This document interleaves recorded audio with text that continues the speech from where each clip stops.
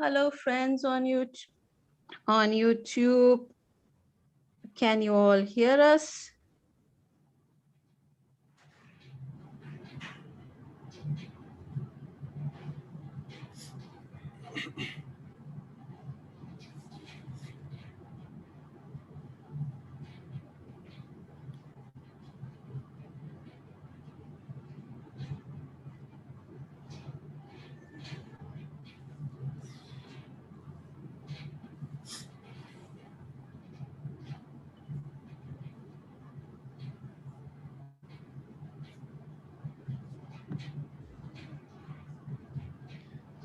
Hello, everyone. Can you hear us? Can you put a message for us on YouTube if you can hear and see us okay?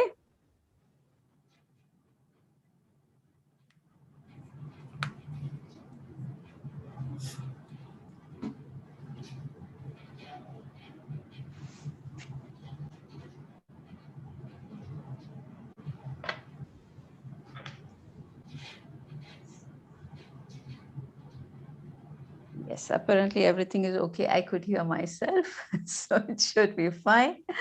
Yeah, good morning as we are testing and we are just checking everyone. So Dr. Varun, Dr. Sachin, Dr. Leena, Dr. Mahima, Dr. Krishnan, Dr. Sneha, Dr. Niharika, and Priyanka so far. Wonderful to have you all here. It is a little different episode. There'll be some different things. It's great to have you here. If you do have any problems with anything, please send a message here. Yes. Wow, we have someone from Mexico. Wonderful. Oral Lab, Pathology of Buckle. I have no clue if I pronounce that right.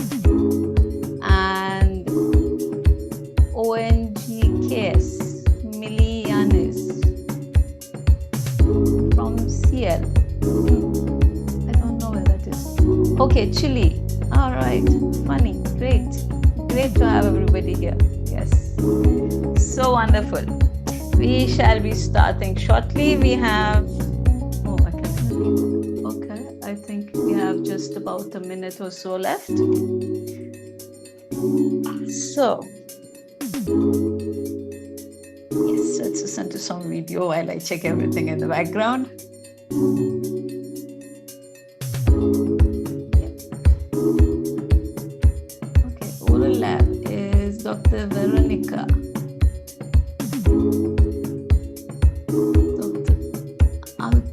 Okay, I can't read that. Dr. Surakmin from Jakarta. Vedahi, hi Vedahi. Okay, so yes, we are almost there. Everything seems fine.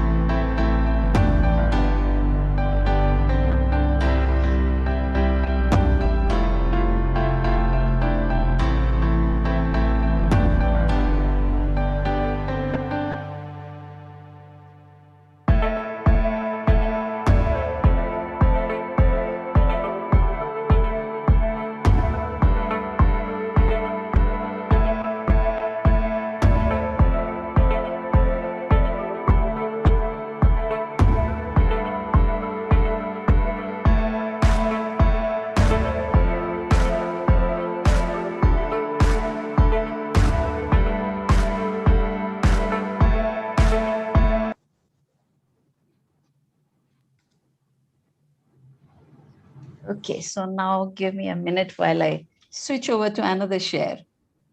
This is, yes. Right.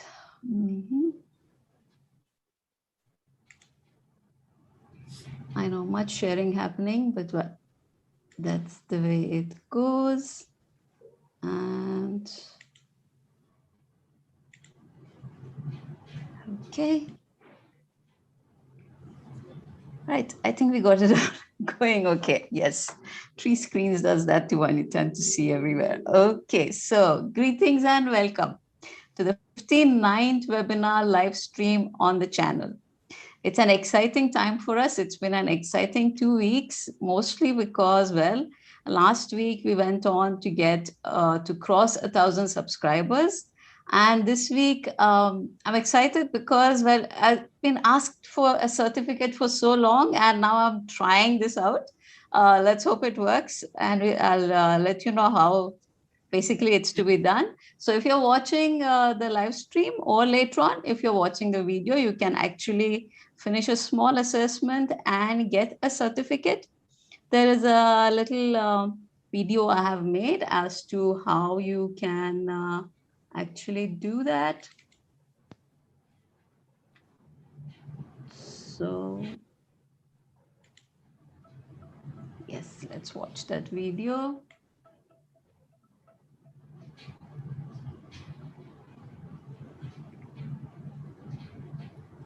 And don't worry, that video is going to remain on the site. So, and it's already been posted everywhere. It's a very simple steps to be taken. And yes, so with that, we will be able to get the certificate. At the end, I will explain again. But right now, let's just begin. And with today's webinar stream, which is a dentistry special on a very important and really vital topic. It is on antimicrobial stewardship in dental practice. The speaker is a good friend and an excellent speaker, Dr. Lahiri Talang from Malaysia. Of course, actually, so that essentially means, strictly speaking, this is also a Beyond the Borders episode. But anyway, we put it into dentistry special. Coming to our panel today, we have with us the pleasure of having Dr. Rahul Yadav, Associate Professor, Department of Oral and Maxillofacial Surgery, Center for Education and Research, AIMS, New Delhi, as the moderator. I have not got much of more about his CV because all I can say is, being a typical oral surgeon, he was too busy to send it to me. So anyway, I have it from very good authority that he's an excellent oral surgeon and he knows what he's talking about. So I'm sure this is going to be very interesting. Then we also have Dr. K.E. Vandana. She is a professor and head of Department of Microbiology, Kasturba Medical College, Manipal, Karnataka. She the Dr. T.M. Pai Endowment Chair in Antimicrobial Stewardship by Manipal Academy of Higher Education. I'm wondering if that's to be read as Shia. Shia International Ambassador 2016, recipient of numerous national and international research grants with over 100 publications. She's a PhD guide. Her areas of expertise are AMS, AMR, infection prevention and control.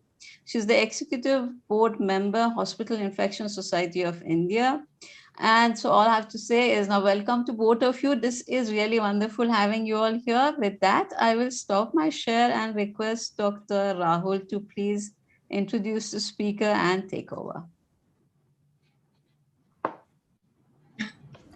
Okay, welcome everybody.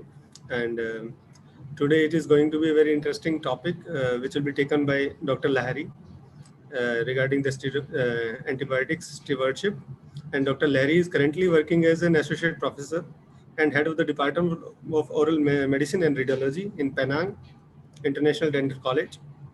And ma'am has vast experience in training undergraduate students and is also actively involved in curriculum development, auditing, and academic scheduling. Her research and clinical interests include potentially malignant disorders, antimicrobial stewardship that she will be talking about, CBCT interpretation and training, and dental education and research. She has published widely in national and international journals and also co-authored a book on OSCE in clinical dental sciences. She is also a member of Faculty of Dental Surgery, Royal College of Physicians and Surgeons, Glasgow. And ma'am is currently pursuing a PhD in medicine from University College Dublin. So you're welcome, ma'am. And I know that I will be very benefited with this because antibiotics is a very important topic, especially for surgeons. So please enlighten us with this. Thank you. You can carry on. I'm very humbled with that introduction, Dr. Rahul, coming from you. And please don't call me ma'am. We are all colleagues. And Dr. Mandana has been very kind enough to let me talk about this topic. And I'm very glad that Dr. Rahul and Dr. Vandana, who's an expert in this field, are here to help me out with this. And I hope they get the right message across today with this presentation. So I would like to share screen now and hope that all of you can see it. Right, so sorry about that, just got a little carried away. I was still at the last slide. Right, so today my topic that I'm talking about is antimicrobial stewardship in dental practice. Are we making the right choices? Are we taking in charge? And how do we move forward with this? A little bit about myself. I am right now placed in Malaysia. This is the world map, and that's where I am. And I understand that the audience are from all around the globe, which is a wonderful thing. So this is a closer view of Malaysia, and circled in red is where I'm actually right now working. That is my institution. It's called Penang International Dental College. I've been here for the last 12 years now. That brings me to the scope of today's discussion, which is, I've tried to simplify it considering that our audience consists of right from experts and seniors in the field to young dentists, as well as some of my own students who are millennials. So to try and make it interesting for a wide variety of audience, I've tried to make the topic and the scope as comprehensive as I could. So I start off with how to make antibiotics work for you in routine dental practice, a simplified practical approach to implementation of antimicrobial stewardship in your practice, and ready-made checklists and an easy audit guide for sustainable results. The presentation will be outlined as a background, where does the problem lie? Intervention, that is mainly what is antimicrobial stewardship. I would be sharing my own experience in my own institution and a little bit of discussion regarding that, as well as some guidelines, audits, and checklists that I had spoken of, and round it off with some essentials and recommendations. The starting off with the background, where does the problem lie? Now, we know from the history of antibiotics, penicillin was discovered in 1928 by Alexander Fleming. Now, it was hailed as a miracle drug back then, and a future free of infectious diseases was considered. Fleming won the Nobel Prize, and in his speech, apparently, he did warn of the fact that bacteria would become resistant to penicillin one day. And he actually predicted our coming post-antibiotic era more than 70 years ago. There's a quote which I found online which says that, which Alexander Fleming himself said, that the thoughtless person playing with penicillin treatment is morally responsible for the death of man who succumbs to infection with the penicillin-resistant organism. This brings us to the background of antimicrobial resistance. The introduction of antimicrobial agents has contributed to the reduction of infectious diseases as a major cause of premature death. Treatment with antimicrobial agents seems so effective and safe that they're sometimes prescribed for dubious indications and for longer than necessary, with little concern for adverse effects and development of resistance. Now, in the last 40 years, the prevalence of multi-drug resistant organisms have risen alarmingly, especially the extended spectrum beta-lactamase inhibitors. So with this, let's look at where we are right now with antibiotics in dentistry. Now, it is considered that globally dentists prescribe only 9 to 11% of all antibiotics that are prescribed. Now, when you look at the number 9 to 11%, it seems quite small. So if you're just roughly contributing to 10% of all of this that we're talking about, why even talk of this topic? But then it's important to understand that we are an important part of the community that prescribes antibiotics. And if we could take charge of that 10%, it would make a lot of difference. So dentists are known, I'm a dentist, I know, and we all know that we tend to prescribe broad spectrum antibiotics empirically, either to give prophylaxis or to manage oral and dental infections. The overuse of antibiotics has been shown to be prevalent in dentistry, in common dental practice for conditions like caries, gingivitis, pulpitis, chronic apical infection, all of which could be managed by dental procedures, suggesting like irrigation of antibiotics, and it did not actually need, irrational antibiotic use. So the cause of antibiotic resistance, as suggested by the WHO, is overprescribing of antibiotics, patients not finishing their treatment, overuse of antibiotics in livestock and fish farming, poor infection control in hospitals and clinics, lack of hygiene and poor sanitation, and last but not least, lack of new antibiotics being developed. Now, in the last 1.5 years with the coronavirus episode, we've all seen how infection control has really taken over such an important aspect in all clinics and in all our lives. Now, it is important for us to think, after looking at the previous slide, that antimicrobial resistance in animals can actually be transferred to humans by direct contact or through food. So give it a thought. What are we actually eating? So humans, animals, and plants are all being affected by antimicrobial resistance, and the consequence could be catastrophic. The mortality rate due to antimicrobial resistance, let's focus on Asia, for example, is quite high. Asia is densely populated, and then on a long run, this is really going to affect our daily lives. So let's look at, again, where does the problem lie then? First of all, it's resistance to first-line drugs, which leads to use of second or third-line drugs, which could be less effective, more toxic, and more expensive, especially for an Asian country, for Asian countries. The pace of antimicrobial development has slowed. So that means we're eventually left without any effective drug therapies. So if your patient has turned resistant, you're virtually going to let him die. The negative impact on patient outcomes would be major threat for patient safety, increased health expenditure, and loss of treatment options for common infections. With this, the various organizations have come up with something called as antimicrobial stewardship. For most of you, you would have heard of this term, but let me just try and make it simplified for the ones who are hearing it for the first time. It is actually a response to the issues that we've looked at and the antimicrobial management and programs which manage these antimicrobial issues that have been developed. So antimicrobial stewardship is actually a coordinated, systematic approach to improve appropriate use of antimicrobials by promoting the selection of the optimal antimicrobial drug regimen. Now you might be thinking, don't I really know over the last few years that I've been actually prescribing antibiotics? Are you trying to tell me that I am not doing it right?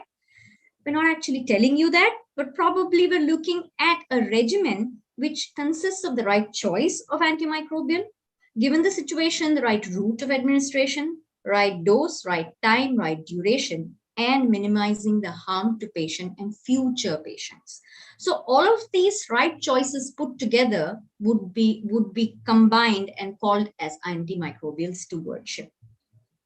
In other words, antimicrobial stewardship, as one of the authors has said, is marriage of infection control and antibiotic management. So you do appropriate selection of antibiotic that does least collateral damage, and as well as optimizing patient outcome at the same time. If you look at literature, there's lots of information available already, and a lot of work has been done in this area.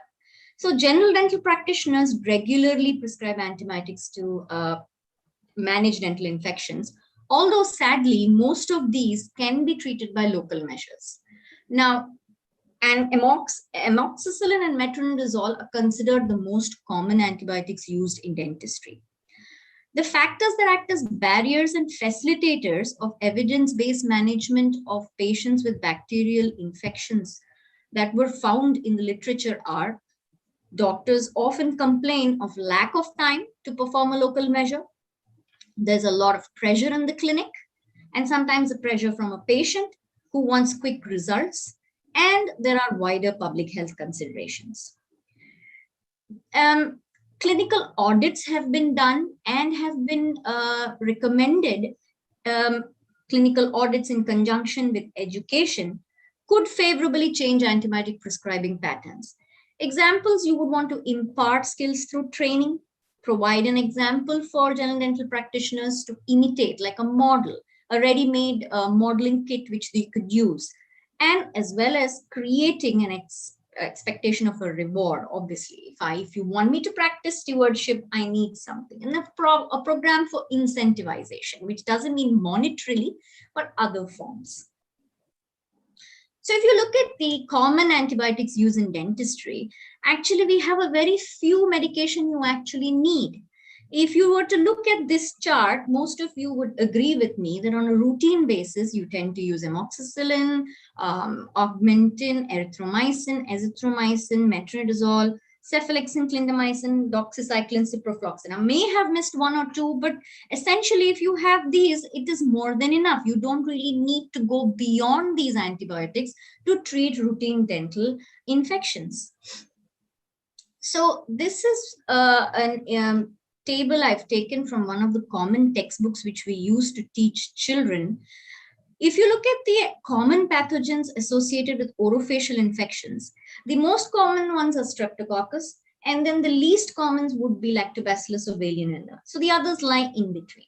And the spectrum of activity for most commonly used antibiotics in the orofacial or orofacial infections would be narrow ones like clindamycin or even erythromycin, to extended ones like cephalosporins and extended spectrum penicillins, to broad ones like augmentin or doxycycline. Keeping this in mind, this I have taken from the Oral Health Division of Ministry of Health of Malaysia, which actually lists out the areas where antimicrobials need to be used. Now, this sort of a compilation is available in all countries and readily used, readily downloadable online for most of us. But let us just all reflect back and think, when was the last time we actually checked back as to, does this case really require an antibiotic? So if you look at the column onto the extreme left, or perhaps you're right if you're seeing the screen, you would see that reversible pulpitis, localized abscesses, dry sockets, localized pericoronitis, chronic gingivitis, most of these do not actually require an antibiotic unless, of course, it's an abscess and your patient is severely medically compromised. And your treatment options would generally be local management, incision and drainage. Now, if I move on to the next slide and show you that it is on a similar aspect even when you have chronic periodontitis or probably a local missed periodontal abscess. So it is essential to understand that for most of the infections in the dental maxillofacial region, antibiotics are sparingly used and only used for conditions where the person's or patient's medical health is compromised, or they're used in conjunction or as an adjunct to conditions like treatments like scaling and root debridement. So for infections like osteomyelitis of the jaws, surgeons in the audience will not agree more on this, but definitely culture and sensitivity is necessary for the case to make sure that you're giving them the right antibiotic. So unless you're looking at contaminated minor surgery, or class 2 or class 3 contaminated surgery, major surgery, the need for antibiotics is not indicated in rest of the simple dental procedures. So this is again taken from a very common textbook, which actually gives us a stepwise guide to considering prescribing antibiotics. First of all, does your patient have an active infection? If yes, then have you done the oral examination? And do you really still think he requires antibiotic coverage? If your patient is not indicated for antibiotics, then you could probably continue with the procedure and local management. And you really need to look at this stepwise chart. Does your patient require antibiotic? And if the signs and symptoms have improved, do you really need to continue the antibiotic? So now I would like to share experience from my own department in my own clinic as to how we tried to go about this problem. This is our recent publication of what we tried to sum up what we've done in the last couple of years. We actually undertook an study or an audit to improve antibiotic prescribing in our dental practice. So the objectives were to determine, first of all, what was the current practice, how are doctors and how are doctors prescribing. And we wanted to compare our current practices to the recommended national guidelines. Now, every country has their national guidelines of antimicrobial recommendation or prescribing recommendation. And these guidelines are actually in line with NICE guidelines as well as guidelines given by the CDC. And based on this comparison, we wanted to recommend necessary changes if required. Now, I can understand that it can be quite a challenge. Let me tell you what challenges we actually faced. So what we did was, in a nutshell, we first of all looked at retrospective dental records. We looked at records over a period of few months. And then after recording how antibiotics were being prescribed, we gathered our faculty and administered a questionnaire which was structured and validated, and we prepared the questionnaire to suit the needs of our institution. And we conducted an educational workshop, which was not only to create awareness, but also to assess their attitude. We tried to instill a positive attitude regarding prescription. We added in some recommendations and some checklists. And essentially, we wanted to see whether this change in attitude actually translates to practice. The questionnaire definitely showed us that there was change in attitude. But what about practice? Did we really achieve that? We assessed that using a re-audit after a period of 1 year. So what did we find in the re-audit? The standards that we used for the audit were again taken from National Antibiotic Guidelines, Scottish Dental Clinical Effectiveness Program, and also the FGDP.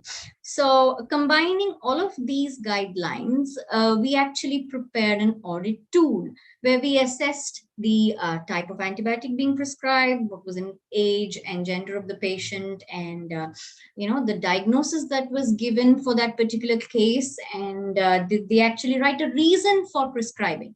So this is because we had not yet moved to electronic patient management system, and we were using the manual method. So it was the written method. So it was quite a challenge to actually decipher some of the doctors' handwritings for what kind of prescriptions have they given and what did they prescribe the antibiotic for.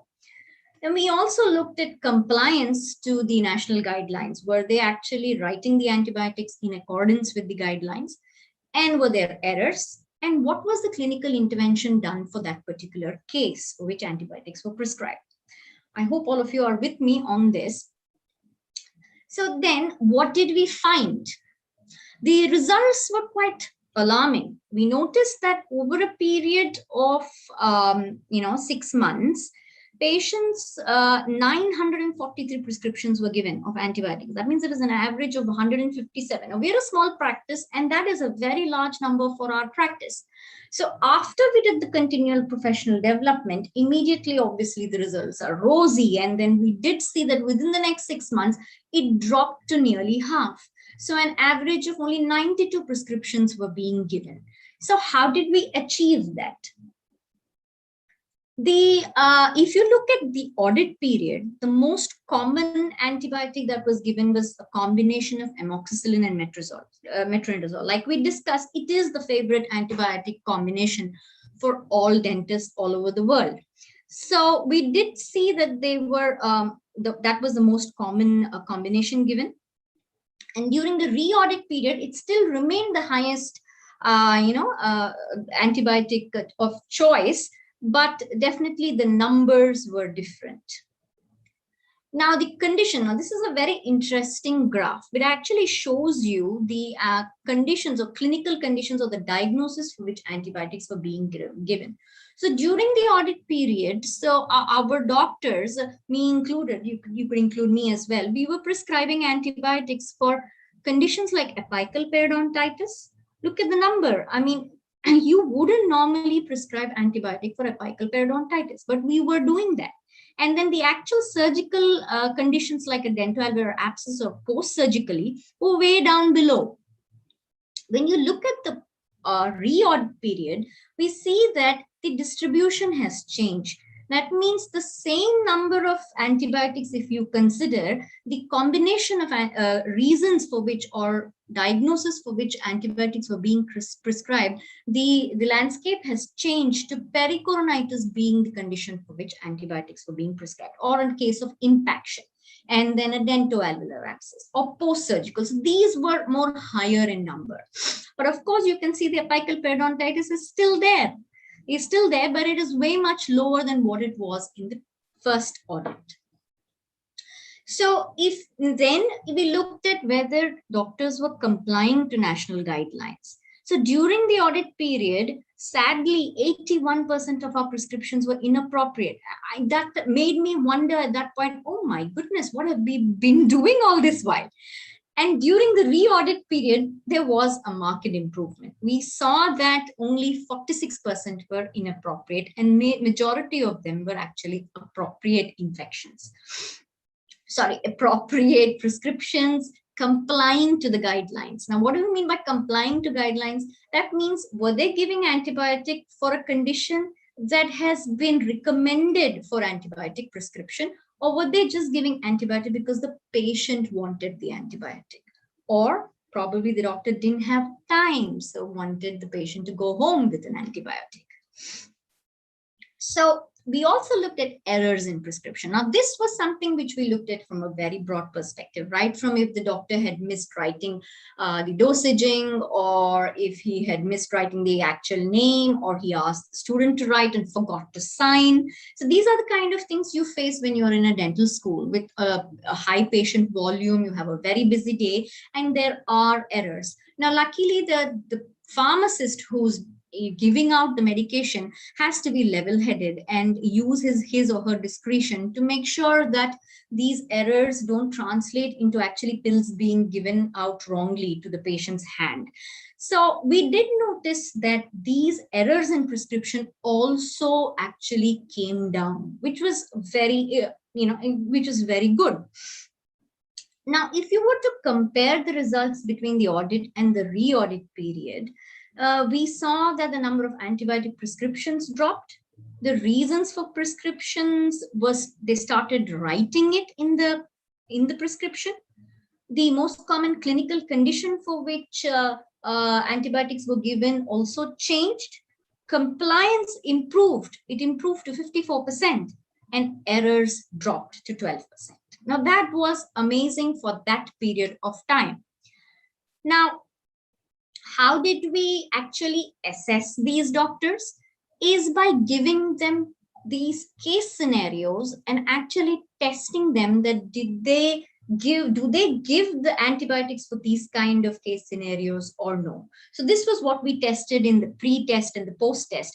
And alarmingly, we see that a number of them had significant results. There was a change in attitude of prescribing. So we saw that an educational intervention actually improved your doctor's perception for the need of antibiotic in that particular given case.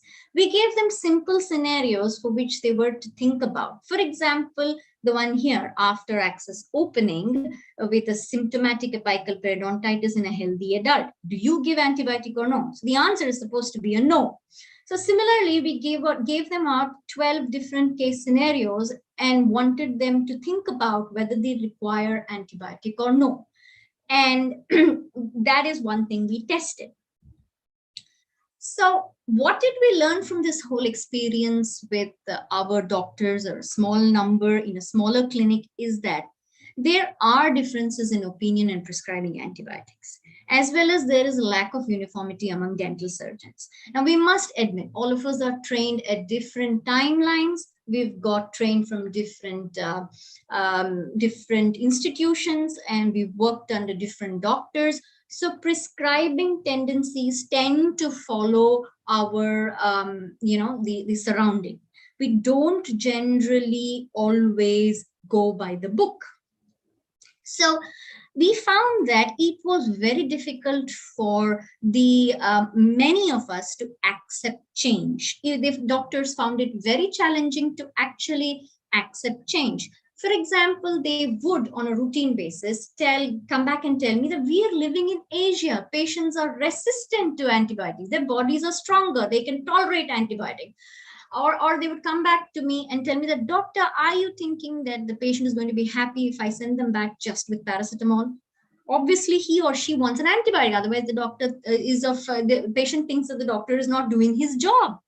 So we come with this kind of a mindset. So accepting change can be challenging. And improvement in prescription practices can be achieved by educational interventions. That's the positive thing that we learned from this experience. But the most important thing is sustaining this improvement. Now, that is a big deal.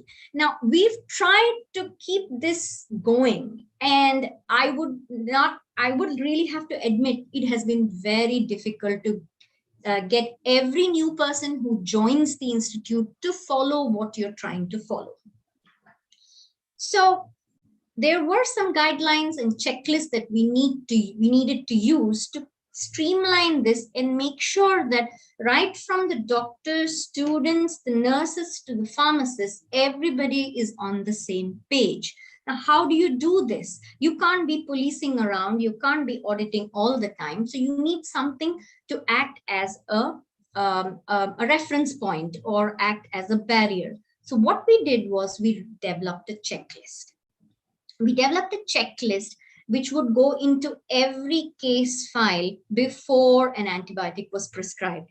And we ensured that the pharmacist would not accept or dispense antibiotics unless this checklist was there. Now, in a clinic like ours, we had the pharmacy service associated with our own practice in our dental school. But I understand that many of the times the patient actually takes the prescription and goes outside or goes to another pharmacy to buy the medication. So at that point in time, you must ensure that your prescription has a good checklist so that you and I don't make the mistake. What should essentially be in this checklist is, first of all, why does this patient require an antibiotic? What is the diagnosis? Was the patient previously given an antibiotic? Has his previous dentist just prescribed it and you have not noticed it? It happens. Does this patient have a medical condition?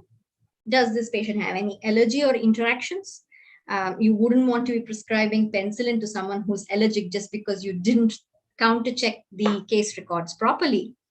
And is there any treatment being carried out, or are you just prescribing antibiotics empirically and probably given the patient an appointment the next day? And again, what is the reason for prescription?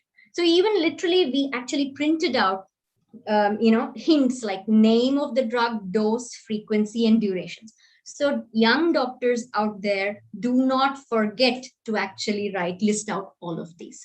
And then the doctor's signature and stamp. So what I'm trying to show you is not something out of this world. It's a very simple checklist, which all of us have in mind, but sometimes don't put it out on paper. So At the end of the audit, we actually did a SWOT analysis to check what we've done, and then has our stewardship was it achieved? And this is something which I recommend all of you to put into practice with every audit or every guideline that you develop. Is what were the strengths of our program? What were the weaknesses of this? And were there opportunities for improvement? And what could be the threats? Now, the threats that we seen, or most of the institutions see, is as limited budget. You're not really given money to carry out some program and come up with other ideas which require monetary input. And prioritization of other issues takes precedent over antimicrobial stewardship. It always happens. And of course, there are differences in opinion between clinicians, which is a battle which I am facing even now. So having said all of this, to put it in a nutshell, this is something which I have just created. And these are some steps of implementing antimicrobial stewardship in whatever dental practice you are in. You could be in a large institute with 100 over practicing doctors, or you could be in a small clinic where there are only 2 or 3 doctors who are practicing. Whatever it is, it can start from a small practice or a large practice, and you can take it from there on. First of all is to importantly make an action plan. You need to draw a timeline, and you need to have the right kind of personnel. You need to have records, and you need to have preferably a pharmacy record as well. You need to bring together a team, someone who thinks like you, and some people who can work towards this, because you need to take permissions, you need to lay out guidelines for how you're going to carry out this antimicrobial stewardship. Essentially, you're being the antimicrobial policeman for your institution. And then you would want to do an audit to analyze the current practice. You might have to play the bad cop here. So who is practicing, who's prescribing, when are they prescribing, what type of cases are they prescribing, why are they prescribing is essentially what you'll be looking for. Then you would need some evidence-based approach to compare to. That means you would need national guidelines or some sort of benchmarking that you would base your audit on. Having that in hand will help you move forward to actually establish your educational intervention. Now, from my experience, believe me, lectures don't work. And they've never worked, if you ask me. If I can say for this webinar for right now, I'm sure many of you might be already scrolling down your phone looking at something else, because the human mind constantly wants something new. So I would recommend that you use case-based scenarios, quizzes or workshops, combine all of them into your training package for your faculty, for your students, or for your postgraduates, depending on the institution you are in. After you've done that, give yourself considerable amount of time to reanalyze your practice, re-audit, and use a checklist. Checklists work. So everyone needs something somewhere to start off with. So either you paste your checklist in common areas, or you would want to use it as a checklist every time someone prescribes. And of course, you need to give your feedback to the ones you're auditing. They need to know, right, from the pharmacist to the nurse to the patient, and the doctors, what we've done, and have we made any progress? Do we need to improve? And how are you planning to reinforce this? And the cycle repeats.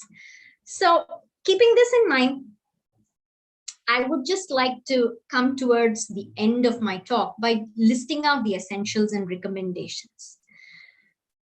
Paul Ehrlich said long back that drug resistance follows the drug like a faithful shadow. So the essentials that we are going to take home today are antimicrobial resistance threatens to make existing standard medical treatments ineffective. This means that currently common and treatable infections are becoming life-threatening. The WHO describes antibiotic resistance as one of the greatest threats currently facing human health. Of course, then came COVID. Antimicrobial resistance is present in all parts of the world. So to say that we in Asia are not facing it would be wrong. And it affects humans, animals, and agriculture. So what we eat, what we touch, and what we sow is all affected by antimicrobial resistance. So the CDC actually has come up with four core actions to fight the resistance. First of all is to prevent infection, to prevent spread of resistance. That would be one of the most important things, that is infection control. Tracking data on antibiotic resistant infections, that is done by national authorities and hospital authorities. Improving antibiotic prescription, that is there in your hand and my hand, that is what we call a stewardship. And of course, developing new drugs and diagnostics tests, which we only hope for that research will take care of. So the use of antibiotics is the single most important factor leading to antimicrobial resistance around the world. And our time with antimicrobials is running out. To summarize, antimicrobial resistance is a reality. Appropriate antibiotic stewardship can increase awareness and can help in promoting positive attitude towards prescribing.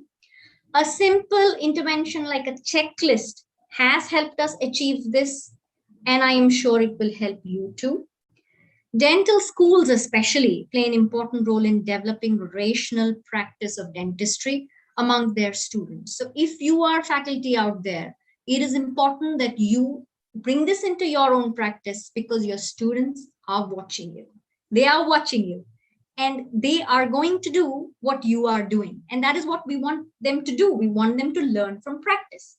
So from this study, we not only tried to benefit our faculty, but the effects did percolate to our students. But of course, we haven't assessed that over a period of time, which I think would be make a very good study to assess, in fact.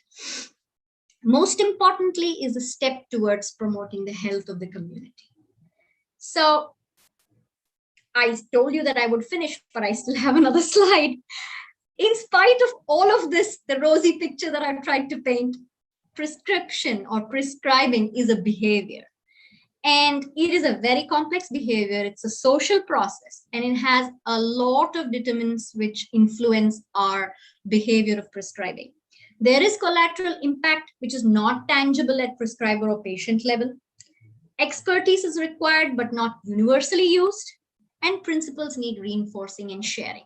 So what is important to understand is that if you've had a habit of prescribing so far, there's nothing wrong in going and checking it again. Am I doing the right thing? Or have I been doing the right thing? Or is there something where I can improve? So it is important for us to now consider that there are gaps in evidence-based and stewardship programs, and we would want to fill those gaps and move on and improve what is existing. And important for all of us to understand how we can do better in this. So these are my references. I would like to thank all of you for giving me a patient hearing.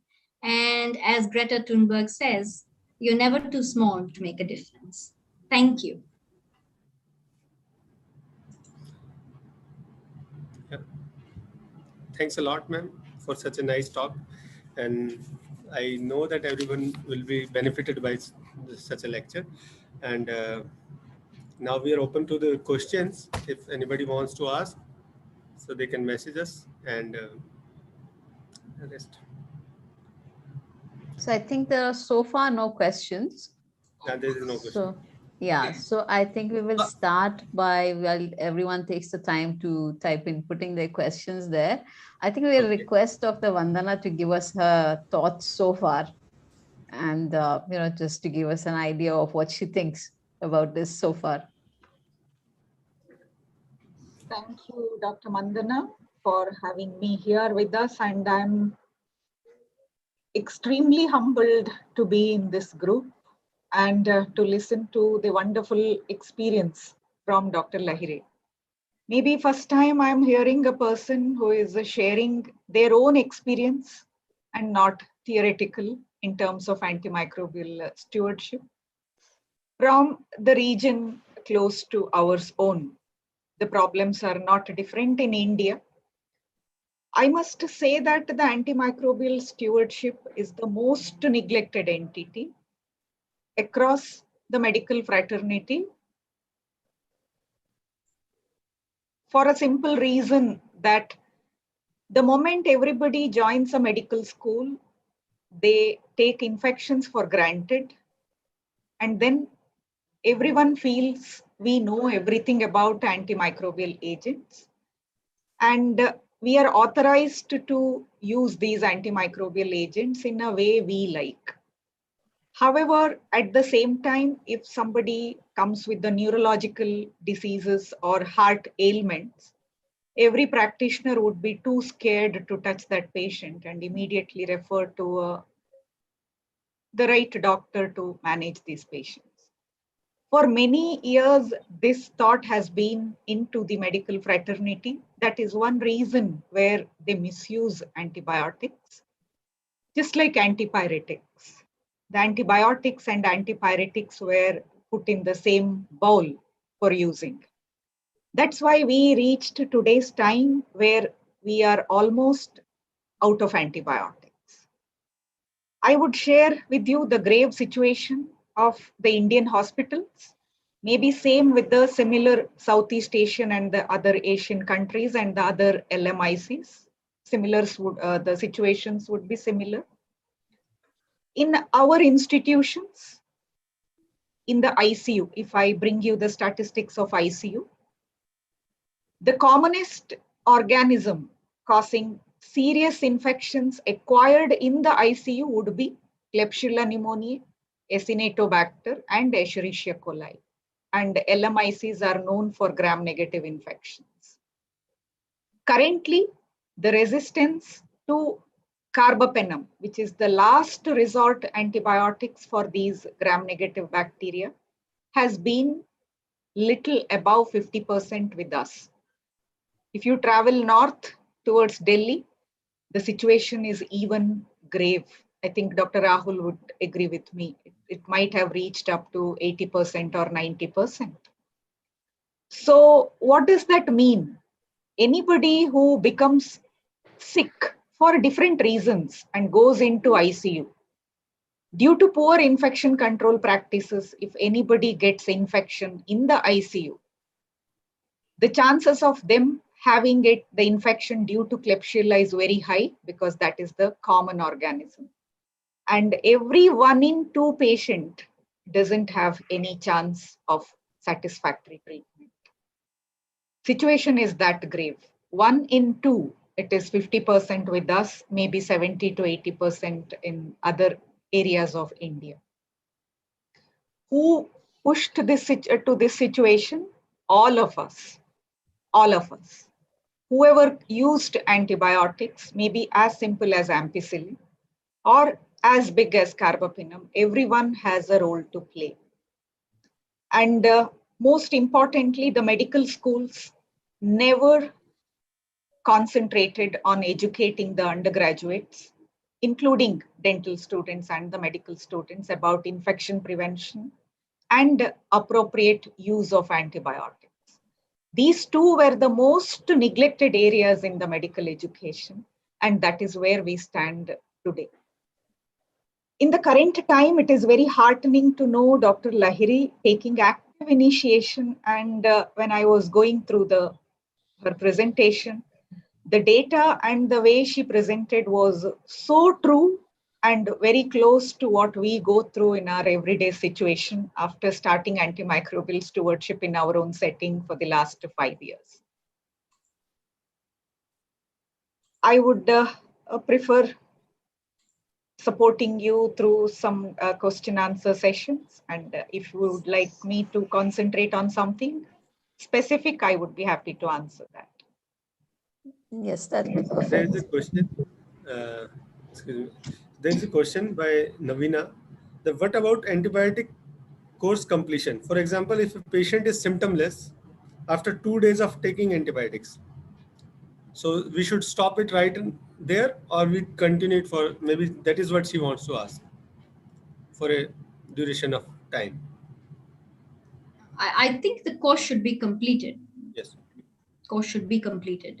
Depending on what the doctor has prescribed, 5 to 7 days, it should be completed. It should be. Okay.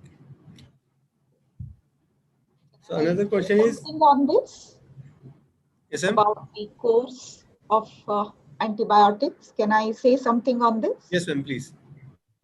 I guess the question is related to the dental practices.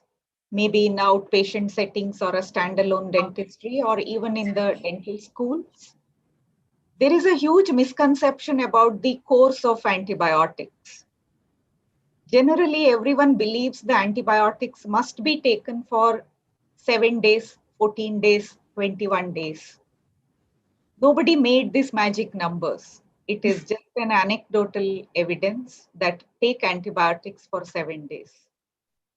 And one thing everyone must understand is in dental practices, very few conditions require antibiotic therapy. Very, very few conditions require antibiotic therapy, I repeat.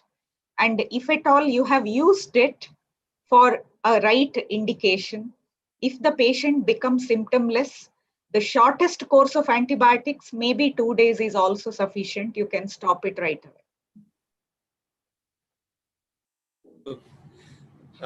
I would also like to add that we should always try to remove the source of infection and try to improve the host defense. If he is having any problem with the patient comes and you think that the host defense might be lowered by some kind of thing, maybe he is diabetic, if he is an uncontrolled diabetic or is having some immune deficiency thing, then we should try to improve the host defense and first of all remove the source of infection. So that is then we can definitely reduce the chances of having prescribing antibiotics, because we have seen that even in mandibular fractures and impacted third molars, we have stopped giving antibiotics.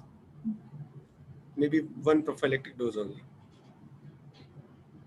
So another question is there, ma'am, and someone is asking, what is the standard minimum course? So you have answered it nicely. So just Antibiotics are Shruti is never asking. antibiotics are never alternatives for source control and dental interventions. Both stand number one, and antibiotics always come number two. True. Yes, sir. So someone is asking, what is the advantage of augmentin over amoxicillin, and which is the preferred oral for oral infection? I would say, I think, Dr. Rahul, you would also agree with me that if your patient can do with an amoxicillin, I don't think you really need an augmentin because it's a very powerful antibiotic. So it is a step-ladder type of approach. You start with the, say, which has a narrow spectrum antibiotic, and then go in for a broad spectrum if needed. Go in for a broader. But it is better to give a definitive treatment. First, get a culture and sensitivity testing, and if it comes positive, then give a definitive treatment for that. Don't just keep on giving antibiotics or changing them.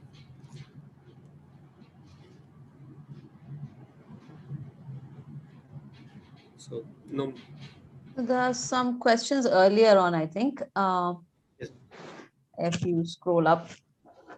Oh, yeah, there is a question. After extraction, do we prescribe an antibiotic course? Or if we don't, then what are the scenarios that we are expecting? So if you are following a good aseptic technique, then you need not give any antibiotics for clean contaminated wounds, and that extraction comes in a clean contaminated type of wound. So you may not need anything. You just give all the proper instructions and ask the patient to follow them nicely.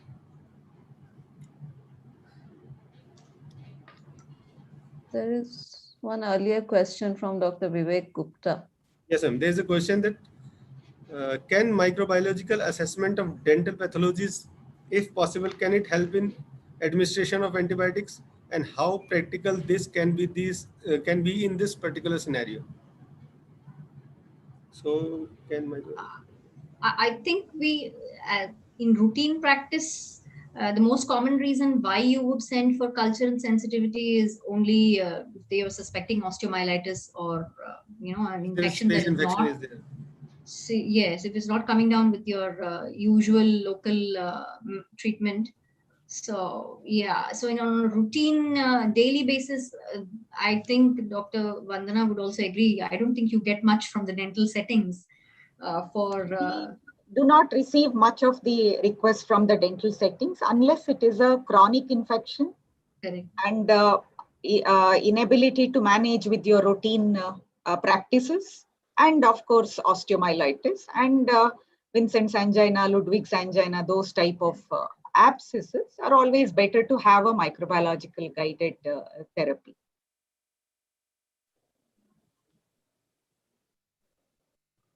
There is one earlier question, I think, could you, Dr. Gulet Good has asked, could you throw some light on the constitution of an antibiotic stewardship advisory committee? Right, I think I am too small to give that kind of an advice, but Dr. Vandana would also, I mean, she's heading an institution, antimicrobial stewardship group, but I would think that to start off, you should include yourself in that group first, because you really feel for that topic. And then again, it depends on the setting that we are in, and a lot of permissions from higher authorities. But for a smaller clinic, it would be very easy. If you are a part of a clinic and you have less number of people, the issue comes into play when you have a lot of faculty or you're in a large institution.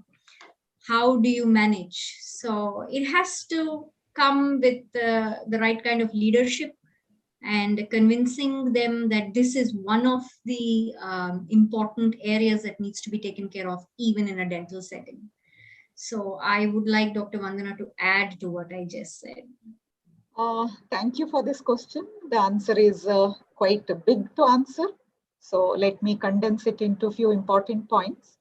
If you are working in a dental school, which might also have a medical school by the side, it's always good to take partnership with them and with the local infection control team. So ideally that is run by the local IPC team. And most important is getting the management buy-in. Without them, the stewardship cannot function in a college or a large hospital, because the hospitals make money by selling antibiotics. And there is a huge pressure from the pharmaceuticals.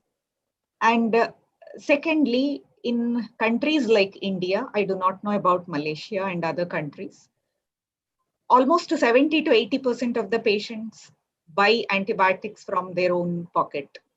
There is no insurance coverage. So it is always an incentive for the hospital to sell more antibiotics. But it is the doctor's responsibility to make the management understand the benefit they make by selling the antibiotics versus the death which is happening due to the multi-drug resistant organisms, and the role of every prescriber.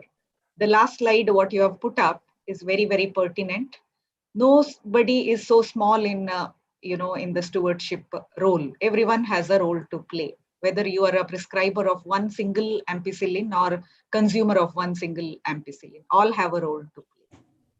Secondly, if you're working in a standalone clinic or a group of practitioners, it is always good to get an association with the local dental or the medical schools, because they will act as a local guides to help you out in disseminating the guidance, and they would help you out in supporting you with the microbiology facilities for some difficult to manage, the problems. But it is too late, but, better late than never.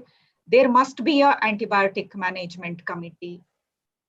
It is a must for every medical and the dental schools in today's time. There is another very nice question. It says, ma'am, isn't it necessary to have general physicians along in an AMS advisory committee? Because prophylactic model of for rheumatic fever and heart ailments are also bound to undergo changes with every revision. And they are changing. So please. Yeah, but that is true. Actually, the cases for which you are giving prophylaxis, if you look at the guidelines from 2008, 2009 to 2015, or even latest, the cases in the dental setting actually has come down. You wouldn't want to give for majority of the cases antibiotic prophylaxis. They've really reduced it to only probably patients with who've had cardiac valve replacements, or who are currently having or had a history of infective endocarditis, for example. So looking at that, guidelines are already there for the dentist to follow. They are available at the click of your phone. So it is good to have a physician who's on your panel, but to implement the program, like Dr. Vandana said, if you do get guidance from a physician, it will be really good. But for the routine procedures, you have to start yourself.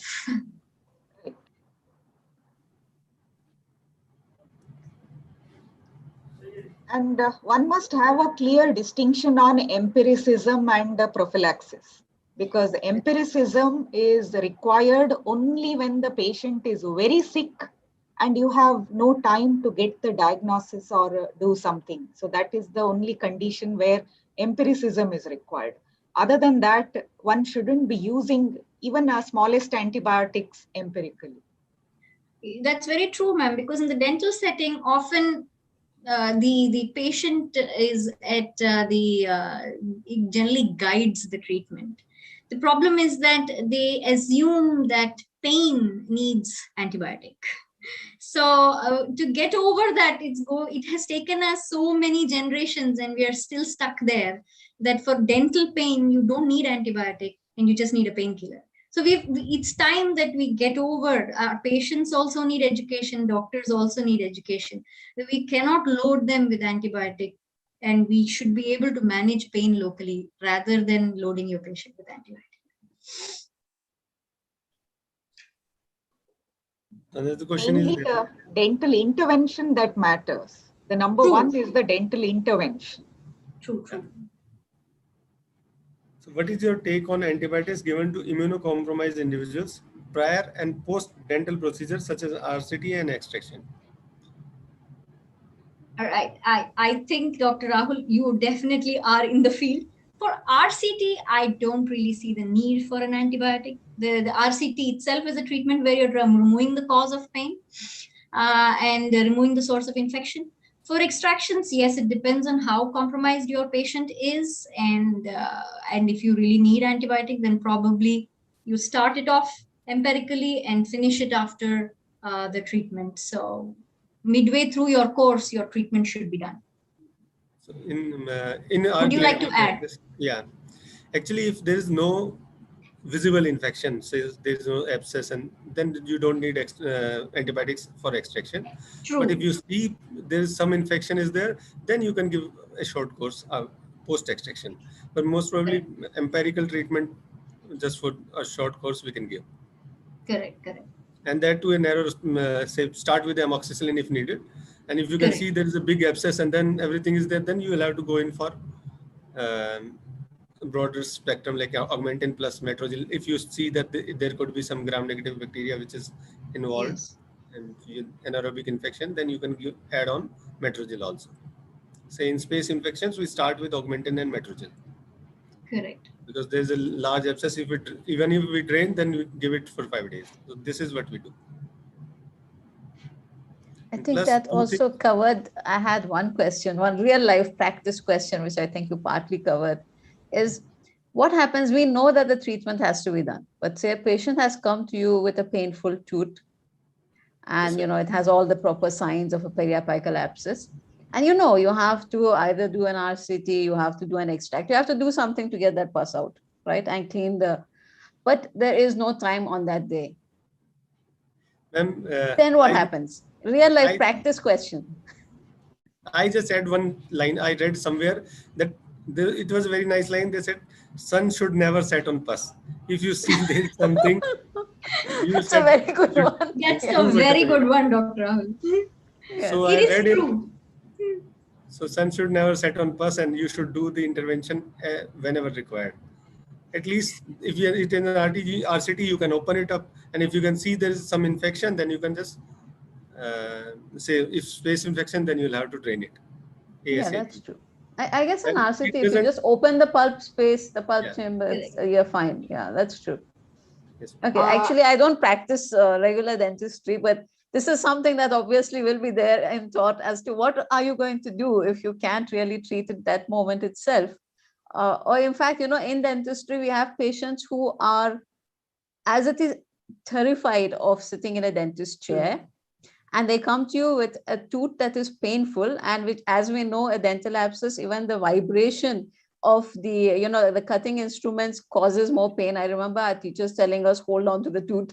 But I mean, in those cases, sometimes it's very difficult judgment to make. Am I going to put my patient through absolute misery, who will probably never go back to another dentist? Or should I attempt to give an antibiotic and a painkiller and wait for it to reduce a little bit and then open it maybe the next day or within 2 days or 3 days? So these are sometimes judgment calls which I know do not go hand in hand with what we are talking here, but somewhere we have to begin to understand it and keep both sides. So I think for this, you are a good person to answer, Dr. Rahul. What would Yes, you sir. do? Actually, I have seen so many patients, and I've been in practice, and I've seen people with me saying that give him antibiotics, he is having acute pain.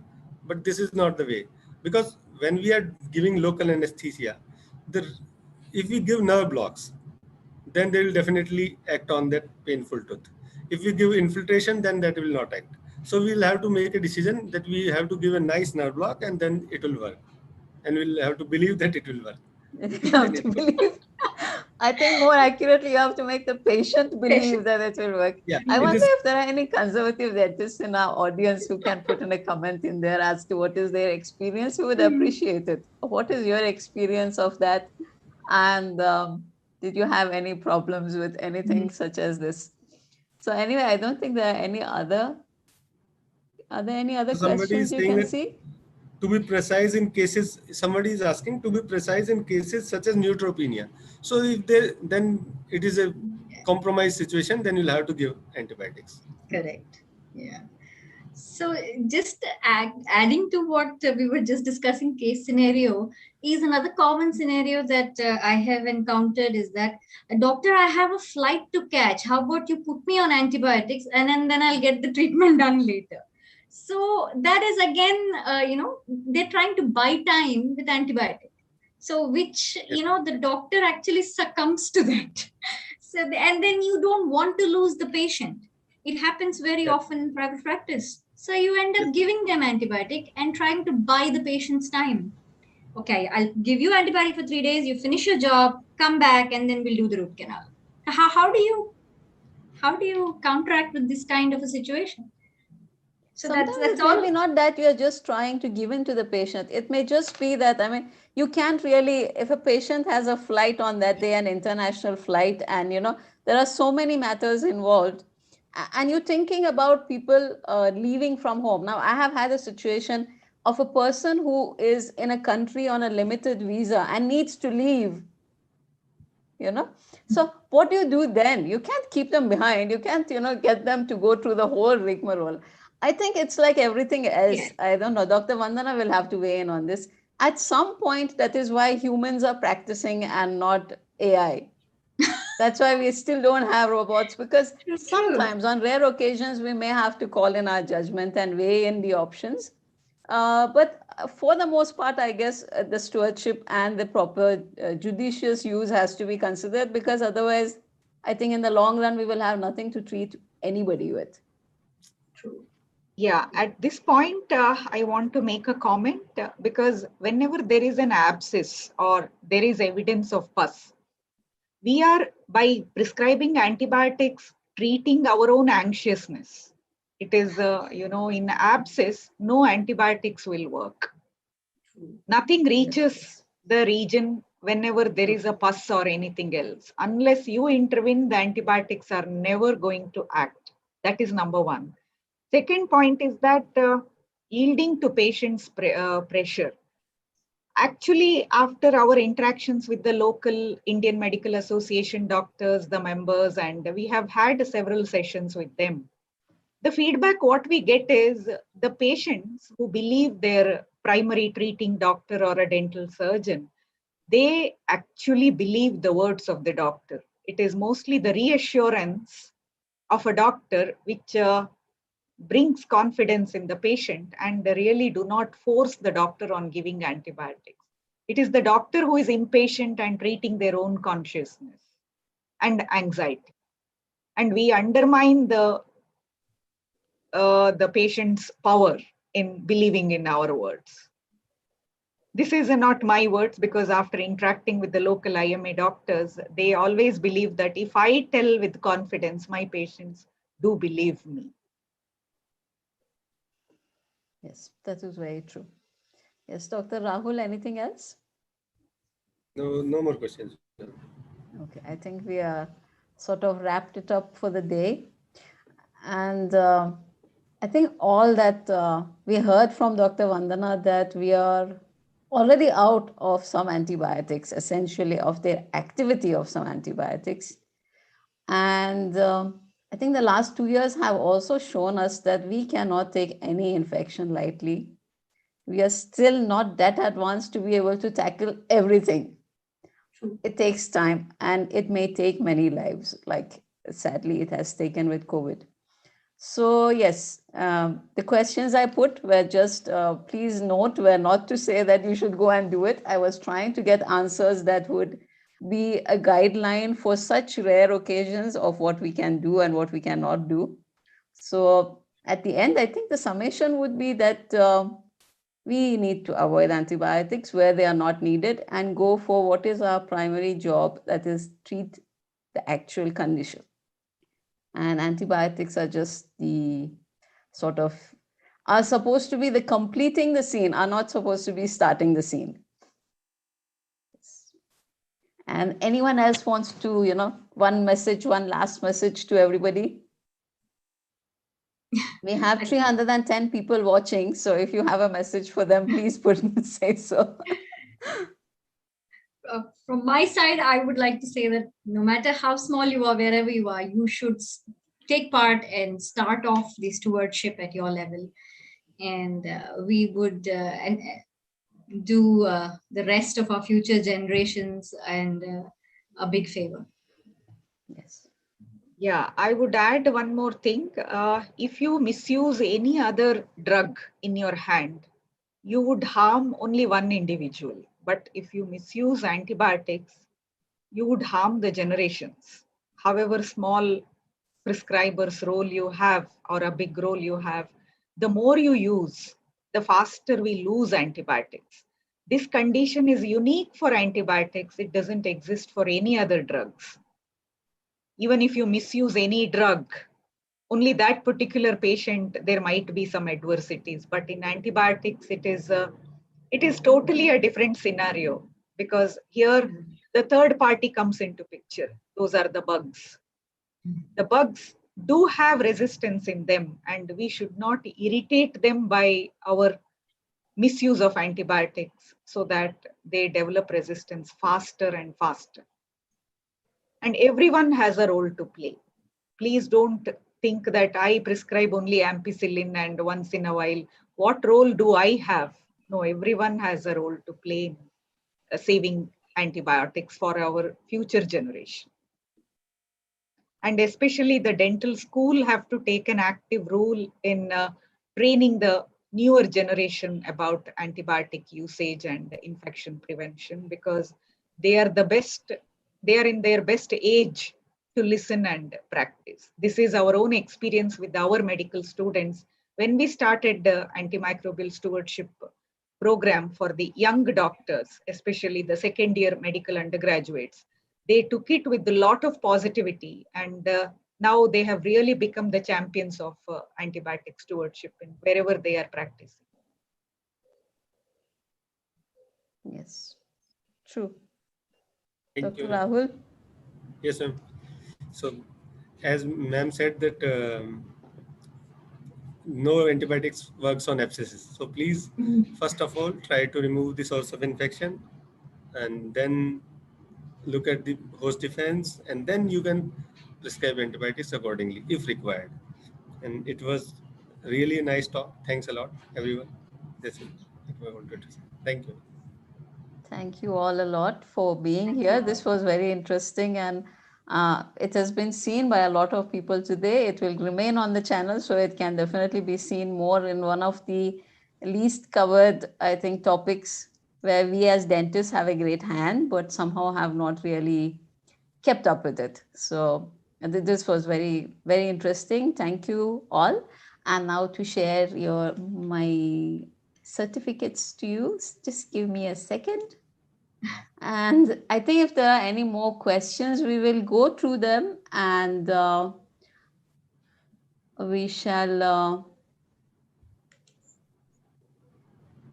Somebody asked that how do you identify whether an individual is resistant to a particular antibiotic?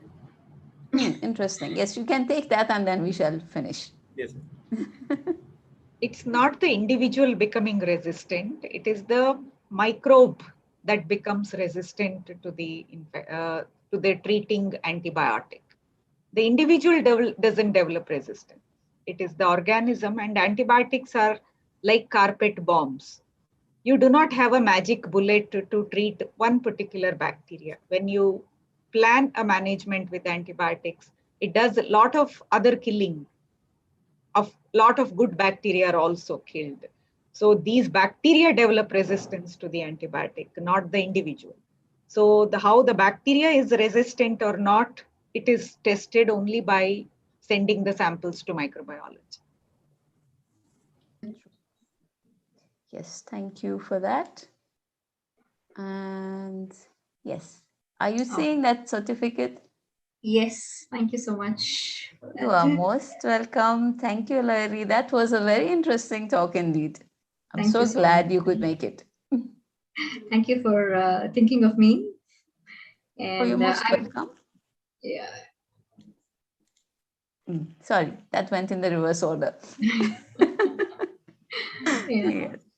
I'm really happy that we could get Dr. Rahul to share his views, as well as Dr. Vandana for her expert opinion. So it was really good. Yes, it sort of just worked perfectly to have everyone here. And I had quite a tough time finding panelists and moderator. I mean, the whole panel, I mean, both of you, I really had a tough time finding you. So it was really thanks that you could make it. And thanks to everyone who sort of introduced the two of you. I think Dr. Rahul, I got to know of him through Dr. Deepika, and I got to know Dr. Vandana through Dr. Raghu. So both were very well advised suggestions, I think. Thank you so much. So Dr. Rahul, thank you for being here. I know you took time out of a very busy practice, so thank you so much. Thank you. I must congratulate you for choosing such a neglected topic in today's time, but very much required topic for the future practitioners also.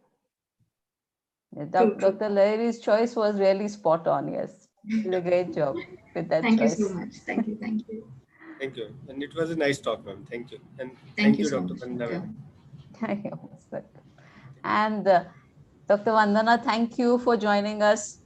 Your expert opinion was really very important. Thank you. Thank you for inviting me, and it was really wonderful to interact with you all for this in this topic.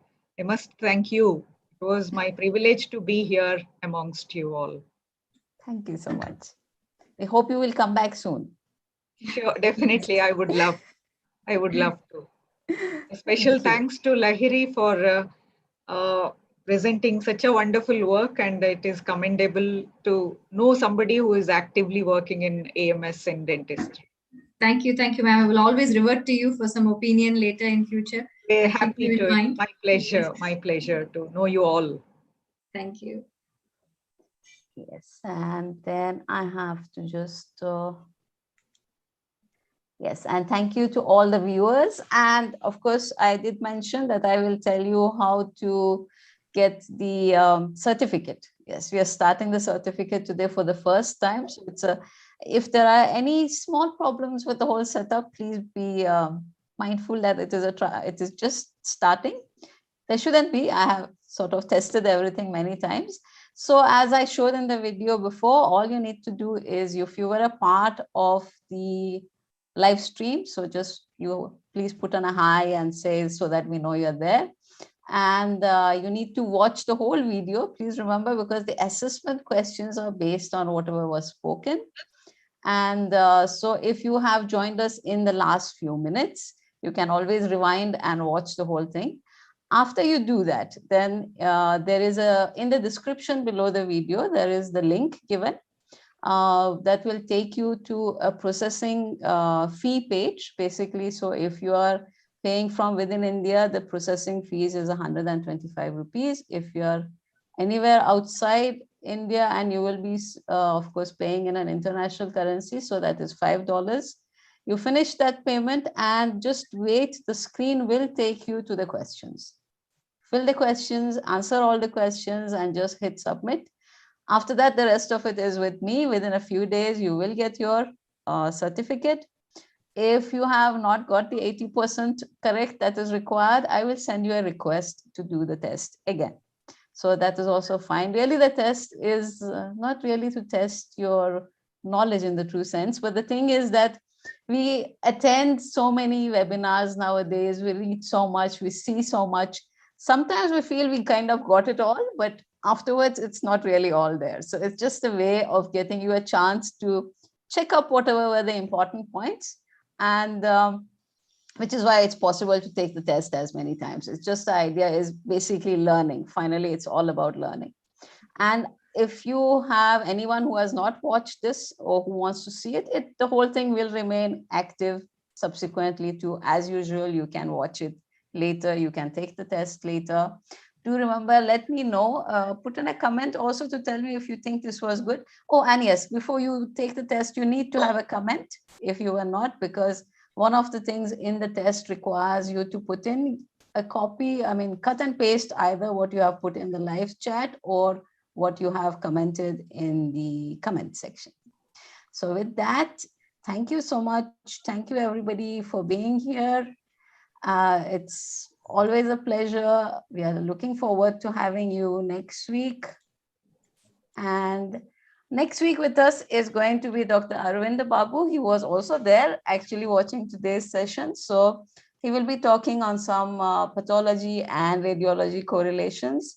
So be there with us next week too. Thank you. Wonderful to have you here. Bye. See you all again. Thank you. Bye-bye. So Thank much. you. Thank you. Thank you. Thank you, Bye-bye. entire team. Thank you. Bye.